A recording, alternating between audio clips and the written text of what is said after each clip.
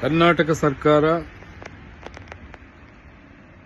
ಸಚಿವ ಸಂಪುಟ ಸಭೆಯನ್ನ ನಮ್ಮ ಚಿಕ್ಕಬಳ್ಳಾಪುರ ಕ್ಷೇತ್ರದ ನಂದಿ ಬೆಟ್ಟದಲ್ಲಿ ನಡೆಯಲು ತೀರ್ಮಾನಿಸಿದ್ದಾರೆ. ಇದು ಒಂದು ಐತಿಹಾಸಿಕ ಕ್ರಮ ಅಂತ ನಾನು ಭಾವಿಸುತ್ತೇನೆ. ಮತ್ತು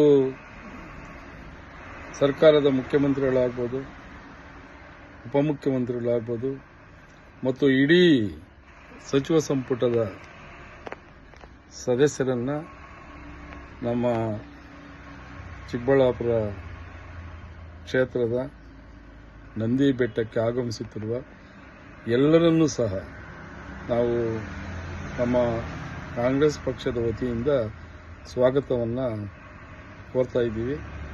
ಮತ್ತು ಈ ಒಂದು ಸಚಿವ ಸಂಪುಟದಲ್ಲಿ ಈ 3 ಜಿಲ್ಲೆಗಳ ನಮ್ಮ ಶಾಸಕರುಗಳು ಏನು ಒಂದು ಯೋಜನೆಗಳನ್ನು ತಮ್ಮ ಮುಂದೆ ಇಟ್ಟಿದ್ದಾರೆ, ಆ ಯೋಜನೆಗಳಿಗೆ ಸಕಾರಾತ್ಮಕ ಒಂದು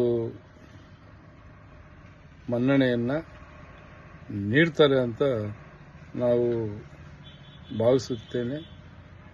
ಮತ್ತು ನಮ್ಮ ಕ್ಷೇತ್ರದ ಶಾಸಕರಾದ ಪ್ರದೀಪ್ ಈಶ್ವರ್ ಅವರು ಒಂದು ಯೋಜನೆಗಳ ಬಗ್ಗೆ ಈಗಾಗಲೇ ಸಂಬಂಧಪಟ್ಟ ಮಂತ್ರಿಗಳಿಗೆ ಸಲ್ಲಿಸಿದ್ದಾರೆ. ಅದರ ಬಗ್ಗೆ ನಮ್ಮ ಸರ್ಕಾರ ಸಚಿವ ಸಂಪುಟದಲ್ಲಿ ತೀರ್ಮಾನ ಕೈಗೊಳ್ಳಬೇಕು ಅಂತ ನಾವು ಕಾಂಗ್ರೆಸ್ ಪಕ್ಷದ ವತಿಯಿಂದ ನಾವು ಮನವಿಯನ್ನು ಮಾಡಿಕೊಳ್ತಾ ಇದ್ದೀನಿ.